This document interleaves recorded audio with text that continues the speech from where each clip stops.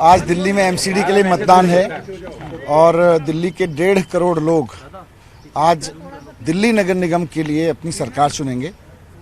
तो मेरी सभी 1.5 करोड़ वोटर्स से रिक्वेस्ट है, उनसे निवेदन है कि आज एमसीडी में अपना मतदान करते वक्त इस बात का ध्यान रखें कि एमसीडी का सबसे पहला काम है दिल्ली का कूड़ा साफ करना, दिल्ली के कूड़े के पहाड़ खत्म करना, दिल्ली में व्यापारियों को ईमानदारी से लाइसेंस देना, दिल्ली की गलियों को बनवाना, दिल्ली में अंदर की कॉलोनियों की नालियां गलियां सबको ठीक रखना, पार्कों को सुंदर रखना, ये सब एमसीडी के काम है। नाली, सड़क, पानी, जो पार्क हैं, ये सब एमसीडी के काम है। आवारा पशुओं से दिल्ली को साफ सुथरा रखना, ये सब एमसीडी के काम है।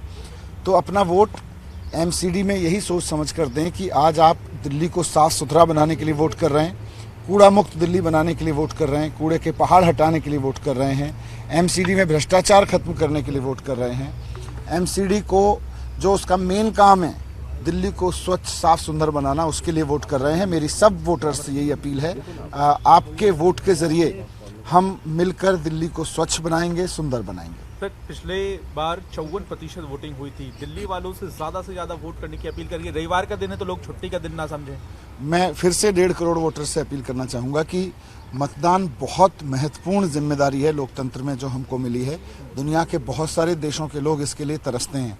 हम बहुत सौभाग्यशाली हैं कि बाबा साहब अम्बेडकर की वजह से हम सबको ये अधिकार मिला हुआ है कि हम मतदान दे सकें और अपनी सरकार चुन सकें।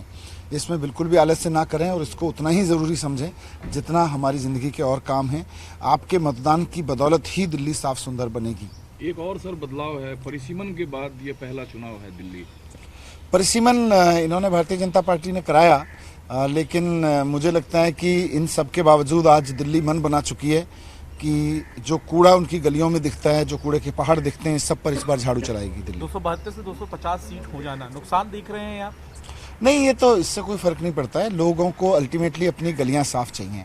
15 साल से भारतीय जनता पार्टी ने कोई साफ सफाई नहीं कराई, कूड़े के पहाड़ दिए, हर तरफ गंदगी फैलाई। तो पूरी तरह से फेल भारतीय जनता पार्टी पे इस बार जनता झाड़ू चलाना चाहती है। वो 250 वार्ड में भी और 272 वार्ड में भी लोगों को तो अपनी सफाई चाहिए। सर, कैंपेन किस तरह से देखते हैं? बीजेपी के बड़े कद्दावर नेता उतरे मैदान, पूरा नेगेटिव प्रचार है। नहीं, भारतीय जनता पार्टी के पास क्योंकि 15 साल की विफलता थी, 15 साल में अब लोग ये पूछ रहे थे उससे कि भाई आपने काम क्या किया, तो इसलिए लोग भारतीय जनता पार्टी के पास कुछ कहने के लिए नहीं था, कोई जवाब नहीं था, तो उन्होंने नेगेटिव कैंपेनिंग की। हमारे पास में ये था कि केजरीवाल जी को जो जिम्मेदारी दिल्ली की जनता ने दिल्ली सरकार बनाते वक्त दी थी, वो सारे काम केजरीवाल जी ने किए।